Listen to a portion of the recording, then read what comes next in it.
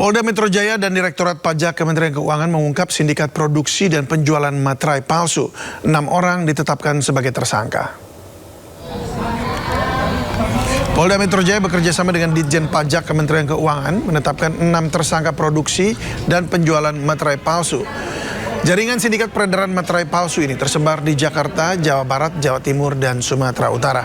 Para tersangka diduga memproduksi materai palsu dari bahan baku menjadi barang jadi, lalu memasarkannya lewat toko maupun platform online.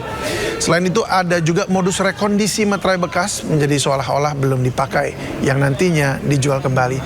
Sejumlah barang bukti diamankan berupa alat produksi materai palsu, bukti materai palsu, serta mesin jahit dan juga mesin poli. 4 juta materai ilegal telah terjual dengan kerugian mencapai 40 miliar rupiah. Penindakan yang dilakukan dari Polda Metro bersama Ditjen Pajak ini dilaksanakan pada kurun waktu bulan Juni dan awal Juli di beberapa wilayah, di antaranya ada Jakarta, Jawa Barat, Jawa Tengah, Jawa Timur, dan Sumatera Utara. Kami telah menetapkan 6 tersangka. Untuk mengetahui situasi terkini di Pengadilan Negeri Jakarta Selatan terkait sidang pra-peradilan Febri, kita sudah terhubung dengan Jen Cahyani. Halo Jen, ada informasi terbaru apa dari Pengadilan Negeri Jakarta Selatan? Ya, baik, selamat sore David dan juga pemirsa. Untuk sidang pra-peradilan ex Jampitsus Febri Adriansyah di Pengadilan Negeri Jakarta Selatan sendiri saat ini sudah selesai, di mana pada hari ini ada 2 sesi sidang pra-peradilan yang diajukan oleh pihak atau kubu Febri Adriansyah, di mana yang pertama tadi pada pagi tadi sekitar pukul 9 pagi dimulai, ini terkait dengan penggeledahan dan penyitaan barang bukti yang menurut kubu Febri Adriansyah yang diwakilkan tadi dengan kuasa hukumnya, ini mereka menyatakan kalau tidak sah dan menurut mereka ini terkait dengan penggeledahan dan juga penyitaannya tidak sah karena surat penyidikan ini terbit setelah penggeledahan. Namun dari pihak termohon, yakni di mana Kortas Tipikor Polri dan juga Kejaksaan Agung, ini mereka menilai bahwa dalam prosedurnya memang untuk penyelidikan terlebih dahulu dilakukan sebelum penyidikan, sehingga untuk penyelidikan sendiri ini sudah termasuk dengan bagaimana penggalian barang bukti, di mana sempat juga ada penyitaan barang di rumah pribadi Febri Adriansyah di Sentul, ini dilakukan terlebih dahulu dari penyidikan. Namun berbeda pendapat dari kubu Febri Adriansyah sendiri yang mereka menyatakan kalau seharusnya surat penyidikan itu terbit terlebih dahulu. Dan kemudian disusul pada sesi kedua, di mana tadi dimulai sekitar pukul 1:30 siang atau 13.30 waktu Indonesia Barat, terkait dengan penetapan Febri Adriansyah sebagai tersangka yang menurut kubu Febri Adriansyah sendiri ini tidak sesuai pasal-pasal yang tertera di perundang-undangan, di mana ini belum ada pasal yang tepat terkait dengan penetapan Febri Adriansyah sebagai tersangka dan belum termuat di KUHP. Namun kalau dari kubu Kortas Tipikor Polri dan juga Kejaksaan Agung, di mana Kejaksaan Agung ini ditunjuk oleh Kortas Tipikor Polri untuk menangani kasus ini mereka menyatakan kalau sudah sesuai dengan peraturan perundang-undangan dan sudah tertera di KUHP.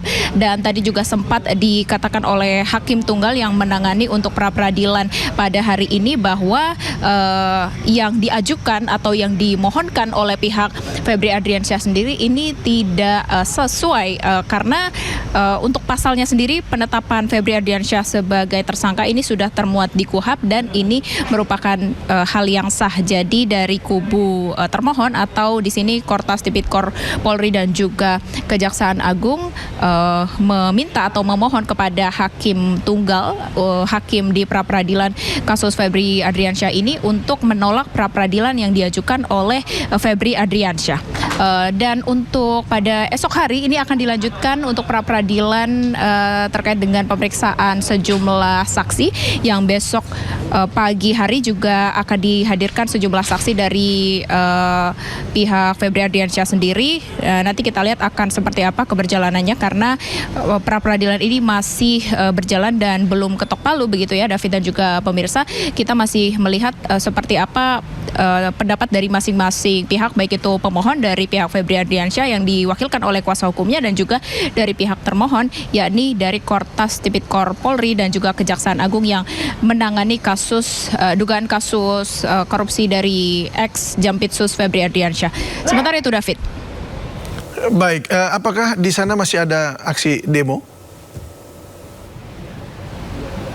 Ya, David, untuk saat ini aksi demo sendiri sudah tidak ada ya. Tadi massa sudah membubarkan diri pada siang hari, yang dimana ini massa meminta dari Pengadilan Negeri Jakarta Selatan sendiri untuk mendorong di mana ini Kortas Tipikor Polri dan juga Kejaksaan Agung untuk terus mengawal kasus dari Febri Ardiansyah ini yang diduga melakukan korupsi, dan barang buktinya juga sudah didapatkan yang juga sudah diajukan ke pengadilan. Dan tadi massa tentu saja mendukung dari pihak termohon di dalam sidang pra-peradilan ini untuk terus mendorong dari sejumlah pihak, baik itu Kortas Tipikor Polri, kemudian dari Kejaksaan Agung yang menangani kasus dugaan korupsi Febri Ardiansyah sebagai ex Jampitsus, kemudian juga mendorong dari Pengadilan Negeri Jakarta Selatan sendiri untuk mengabulkan permohonan dari termohon di sini, yakni Kortas Tipikor Polri dan juga Kejaksaan Agung, dan menolak pra-peradilan yang diajukan oleh pihak Febri Ardiansyah. David. Jen Cahyani, terima kasih sudah melaporkan langsung dari Pengadilan Negeri Jakarta Selatan. Selamat bertugas kembali. Kami tunggu perkembangan informasi selanjutnya.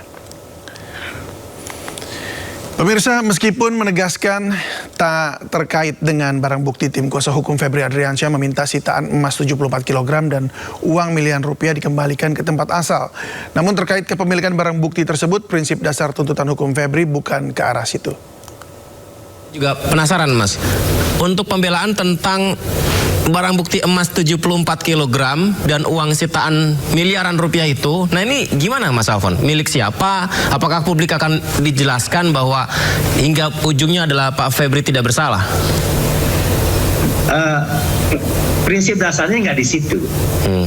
Prinsip dasarnya adalah pada saat ini apakah memang yang klien kami FA alat buktinya itu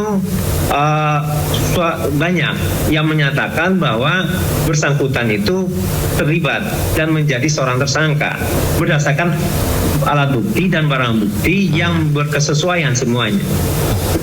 Prinsip dasarnya di situ dulu. Kalau semisal sudah terbukti, apa kira-kira barang bukti dan alat bukti yang ikut atau mungkin yang dihasilkan dari dugaan tindak pidana tersebut? Ini kan ada emas, ini ada uang 500 miliar. Pertanyaannya, apakah barang-barang tersebut itu ada relevansinya pada klien kami atau tidak? Itu menjadi pertanyaannya. Gitu ya. Yang kabarnya itu disewa oleh suatu yayasan, kan begitu kan? Berarti sudah tidak terhubung lagi dengan Pak Febri di situ, Pak FA. Ya, seperti itu sebenarnya harus dipahami bahwa siapa sih yang menguasai barang itu. Sementara ini sudah bukan tempat yang dikuasai oleh FA. Dari pihak Pak FA, apakah ada permintaan untuk mengembalikan barang bukti tersebut, emas 74 kg dan uang sitaan itu, apakah ada permintaan seperti itu, Mas? Dalam petitum ada. Kenapa, Mas? Iya. Bukannya tidak ada hubungannya tadi katanya, Mas, dengan Pak FA? Betul, tetapi yang jelas pada saat ini bahwa proses penggeledahan dan penyitaan itu tidak sah. Dan kemudian dalam prinsip dasar kepada hak milik gitu ya, di mana dia menyita, di mana dia menggeledah, dikembalikan pada tempat asalnya. Saya tidak mengatakan itu Eva ya, tetapi di mana tempat dia ditemukan, di mana tempat dia digeledah, di mana tempat dia disita. Kembalikan situ lagi.